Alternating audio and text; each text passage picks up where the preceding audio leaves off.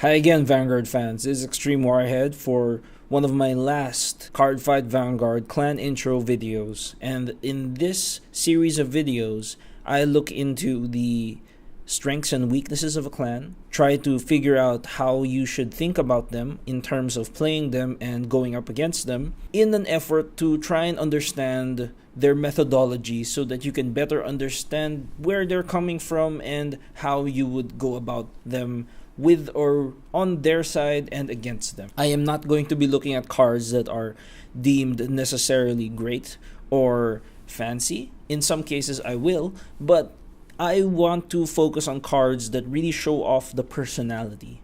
We are talking about a game that is balanced around different clans and their specialities. In many ways, a lot of them are balanced by this fact, by being only controlled with cards of a single clan. But on the other side, it does make it a bit difficult to figure out exactly what you want out of them because of the amount of differences between them. In some cases, it is very hard to see the differences, and it takes a lot of testing, a lot of learning, which I want to cut down using these videos. So, going against the tradition that I've built up in the past few videos, I want to look in a bit of a mishmashed view rather than following it by grade. This is mostly because Link Joker is one of those cards, one of those decks, one of those clans that really did break the mold and change the way the game thought. Before the invention of Link Joker, the game really revolved around two ways of play. One was the unmistakably royal paladin way of doing things, which was to flood the field with units of your type and create this situation where you always had a full field so that you could attack at full force. And the other side was the Kagura way of thinking, which was to deny the opponent that ability by harming their side of the field while keeping your side relatively sparse. This was the back and forth that created the original dynamic of the start of the game. With the introduction of Link Joker, we created this system where not only are you looking at cards that are stopping the opponent from attacking, but rather stopping them temporarily. And because they are temporarily stopped, it is slightly cheaper. In this favor, you do end up with a more powerful effect because technically they have been retired, sort of, but only temporarily. Because of this ability to prolong the game and hijack the back and forth that goes on by locking units, this new effect really did change the game because suddenly you lost an entire lane sometimes, or maybe even removed certain units from the field just because you locked them. It created a situation where Link Joker could control how big and how small the field was on either side of the field and became a powerhouse of a defensive clan. Because of this and many other reasons, I think Link Joker is a very powerful clan. But let's get into the kind of style that they go.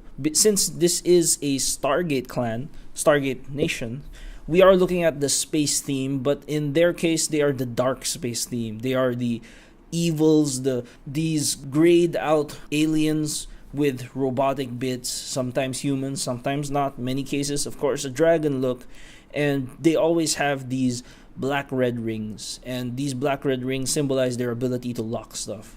Locking things is the main mechanic, which is when you face down a card and make it unable to be used until the end of your opponent's next turn. Because of these effects, you do run into situations where the opponent can flood their field and actually stop them from attacking just because you can lock.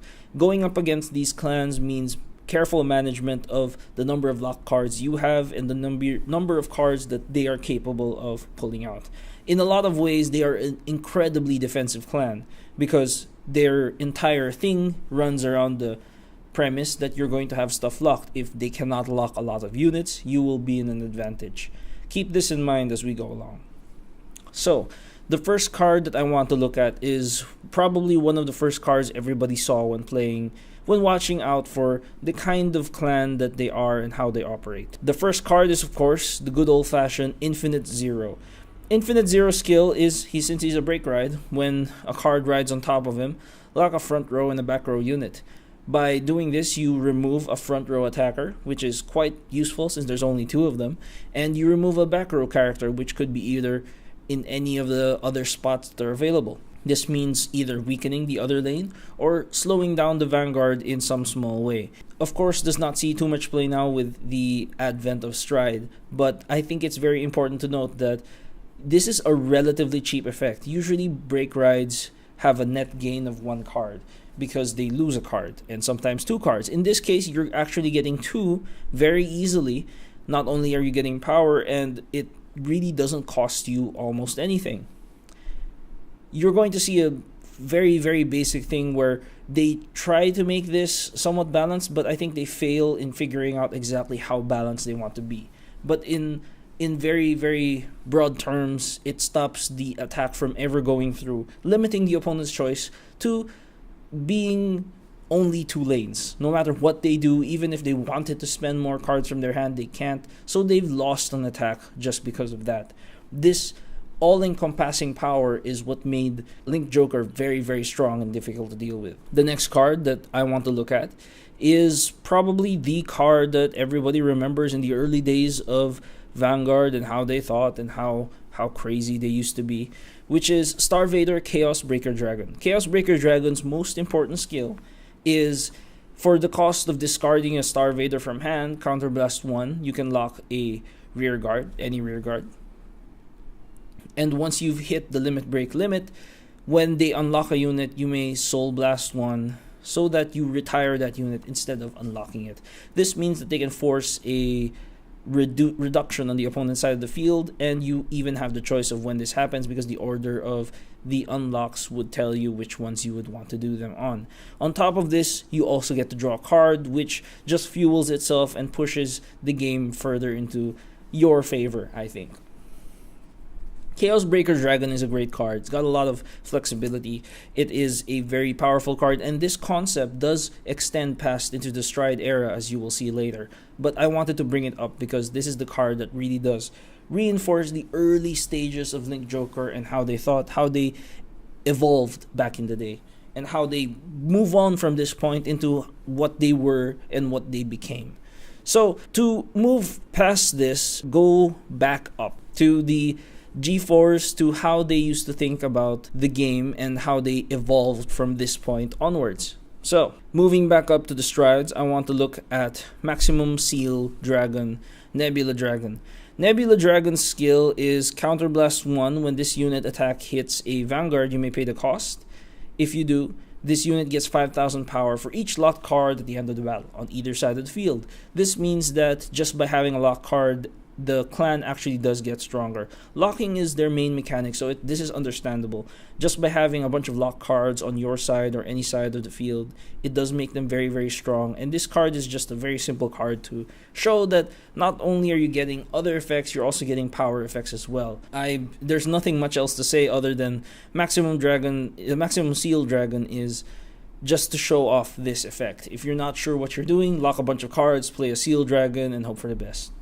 Very simple. The next card I want to look at is probably one of the first Stride that came into the Stride era, and one that you should take a look at when you're not exactly sure how to play the clan very well. Genesis Dragon Judgement Messiah. The Messiah clan is very, very, very different from how they used to think and how they've evolved. The Messiah series evolved into locking your side of the field and having effects go off when stuff unlocks on even your side of the field. When this unit's attack hits a Vanguard, choose a rear guard in your opponent's back row, lock it, choose a one locked card and unlock it on any side of the field. This means that it activates effects that happen when they are unlocked, which you will see later, but it still does the very normal thing of locking things on the opponent's side of the field. This means that it activates stuff on both sides of the field, making it a very strong back and forth, a very utility card, and very, very simple to use.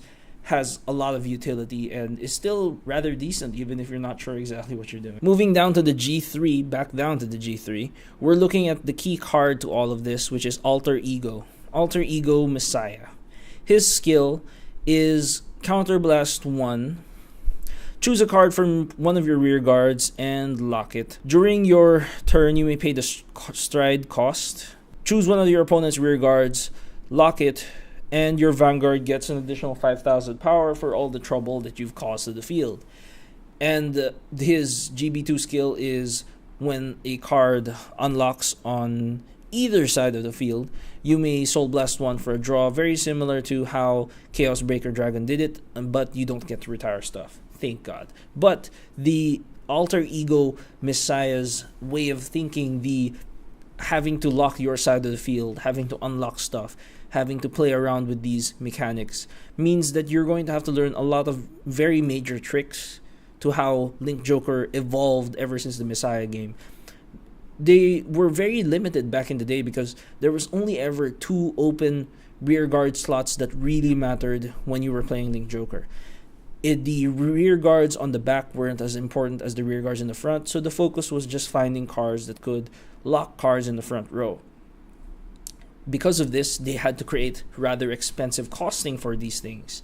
And they were running out of ideas because there wasn't much to lock past that point. It became a case where if you locked too many things, they didn't really do anything past the first 2.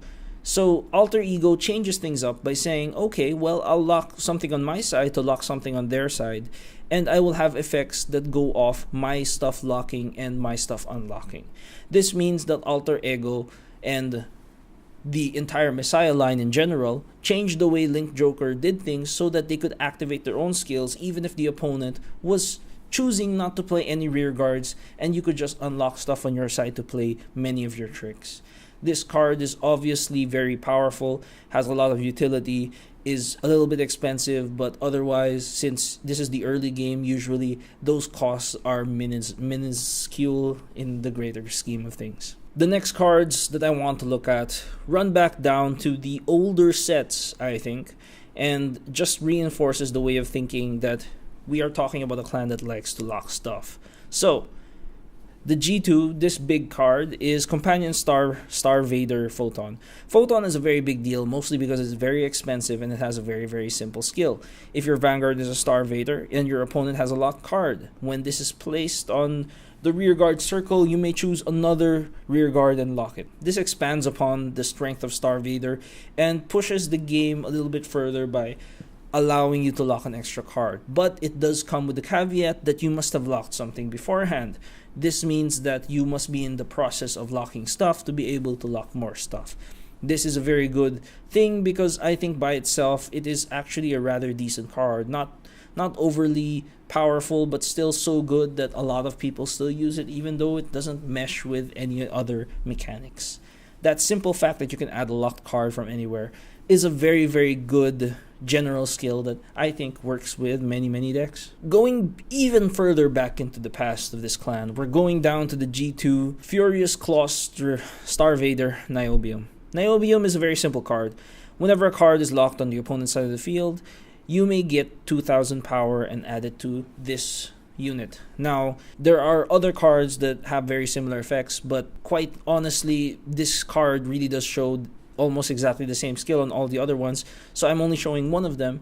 But when you see these kinds of cards, be very careful because if they try to mass lock you, it means they're going to try for a push. This combination is very devastating and can be stopped quite easily by targeting them because they need to be there before the locking starts. In many cases, locks happen early on into the turn before the main phase, so they would need the units on the prior turn. Targeting them before they can keep those units and gain power from them is probably a good idea. Of course, the G1s would be a little bit trickier to deal with, but it's still a very similar idea. Going down to another old card, this one I think saw a lot of use because of its great utility. Star Vader Colony Maker. I know I don't like talking about subclans, but in the case of Link Joker in its early days, Star Vader was all it had actually. So the subclan wasn't so much a subclan as the only thing left in the clan. So I have to talk about them. When this unit is placed on R, if you've got a Link Joker Vanguard, and your opponent has a locked card. Remember, everything involves a locked card. There has to be a locked card somewhere. If you do search your deck for any grade 1 or less Star Vader, call it to R and shuffle your deck for the cost of a single counterblast. It copied the skill of a Royal Paladin by way of adding an additional cost, which is having a locked card on anybody's side of the field. And because of this, it became a very great utility because if you weren't locking stuff on any turn, you were actually on a disadvantage with this clan. They tend to have trouble closing out games because of this reason, but These cards like these really do give them the amount of flexibility that they need to open up the clan, I think. Moving down to the next G2, I'm going to look at Lightspeed. Lightspeed Cheetah is not a card that you're going to see very often, obviously, because it's an 8k base, but I think it still merits showing off. When this unit intercepts, you may pay the cost of choosing one of your other rear guards that is not being attacked and locking it. If you pay the cost, it gets an additional 10,000 shield, becoming a 15,000 special guard. Going back to the vanillas of Vanguard, you have the very basic 8ks. When they intercept, they are actually a 10k guard. This does an additional 5k guard on the precept that you can lock another unit. This means that you can guard it in some cases, or maybe even set it up for a future play. But in general, it just shows you off that they are willing to spend these locks to create fanciful plays that really shouldn't have costed. So it's very important to note that tricks like this are very much the way of Link Joker. They're going to be playing a lot of different ways to lock their own units, to extend the number of attacks, and it's something that you need to watch out for even on the defensive. They are a defensive clan by nature. Link Joker is hard to close out games with because they stop you in your tracks. The last G2 that I want to look at is a big one, and probably one that you should take a look at if you're watching this video. And so stop if you weren't watching it on the open, you're going to have to look at it now, because this is one card that you don't want to miss.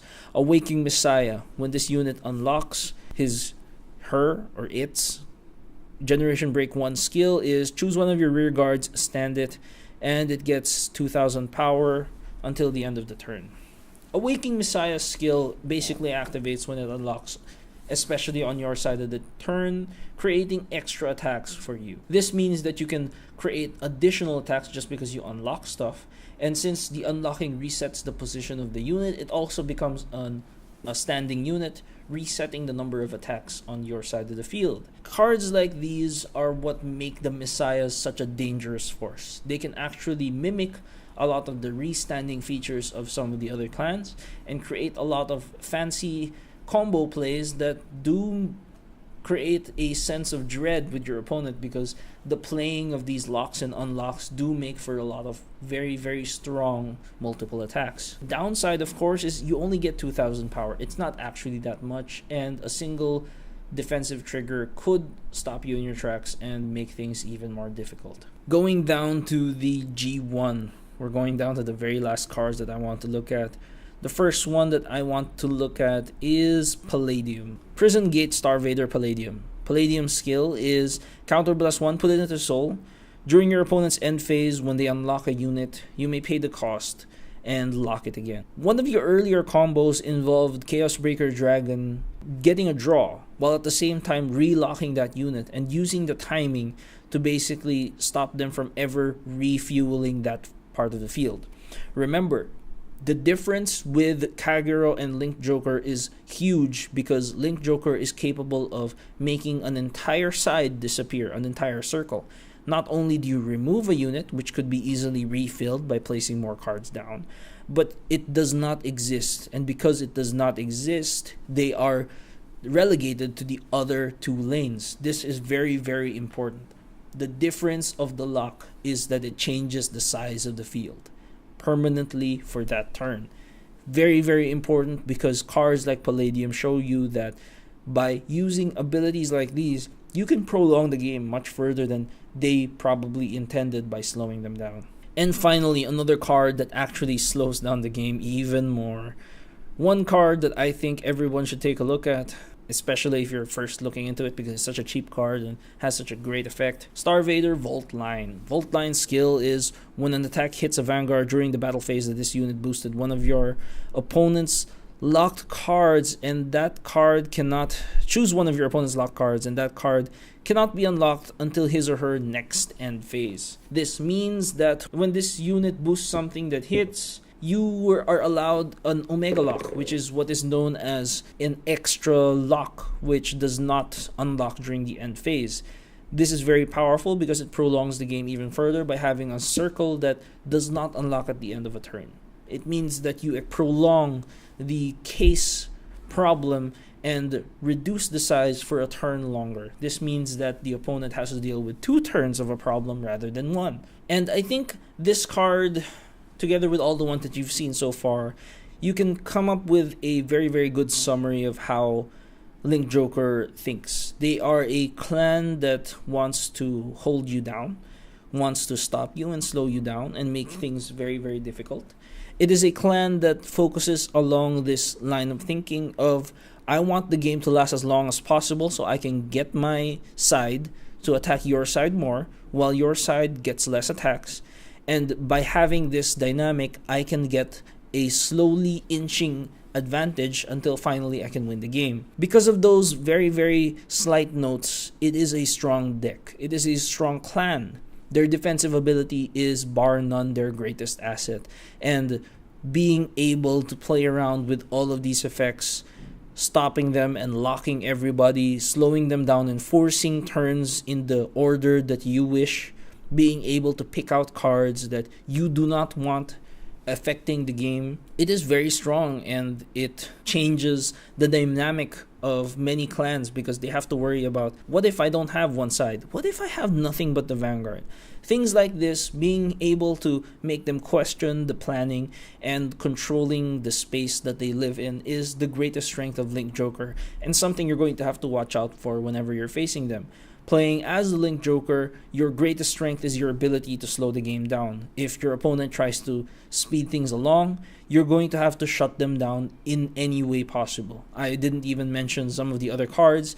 They do have multiple ways of winning and fancy ways of creating new strategies out of all of the cards that I've mentioned and more. This is a clan that has 2 sides of it, with the old Star Vaders and the new Messiahs, and the push and pull between these 2 ideas is how you're going to come up with the kind of deck that you like. Anyway, this has been Extreme Wirehead. I hope you enjoyed my video about Link Joker and how they operate. Test them out, try them out. They're a great clan. I wouldn't say that this clan is very much for beginners. It definitely isn't. But it's still a really, really good clan because it stops everyone great, from the greatest players to the weakest players. And it consistently is a game changer in any meta that it goes into. Anyway, that's it for me. I'll see you on the next video. Peace.